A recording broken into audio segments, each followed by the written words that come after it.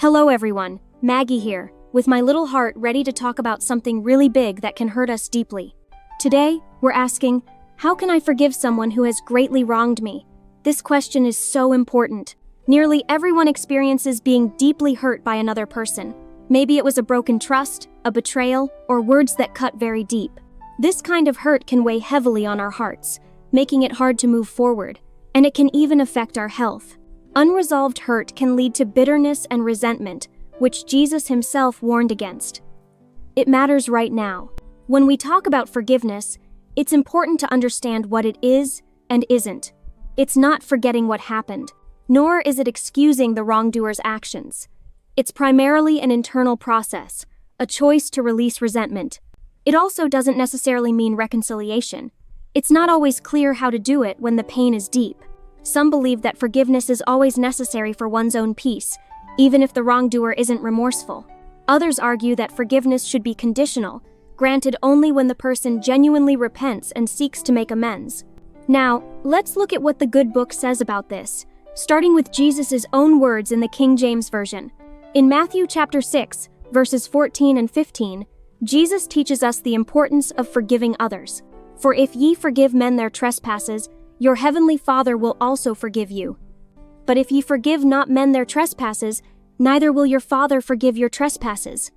This passage is part of Jesus' teaching on prayer, emphasizing that our willingness to forgive is connected to God's forgiveness. And then, in Colossians chapter 3, verse 13, Paul gives us a practical instruction for our daily lives. Forbearing one another and forgiving one another, if any man have a quarrel against any, even as Christ forgave you, so also do ye. This reminds us that Christ set the ultimate example for us.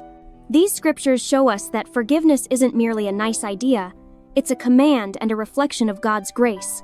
It highlights that a heart that has truly received God's forgiveness will naturally overflow with a capacity to forgive. Colossians 3:13 then shows us the pattern. Christ forgave us when we were still sinners, before we even asked. He bore the cost of our wrongs himself. This means our forgiveness of others is not dependent on their worthiness.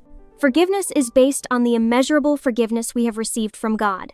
This is where grace lands so beautifully.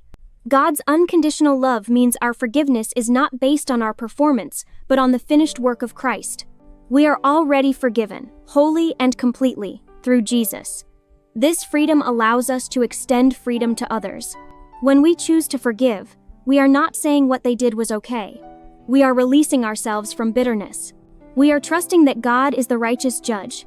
It's not about what they deserve, but what Christ did for us. It frees us to live without the chains of anger and resentment. For a practical application, take one step.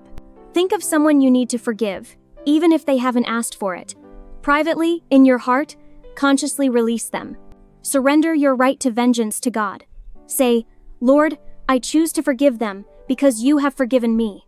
Thank you for letting me share my heart with you today. Remember, you are so loved, and God's grace is always there.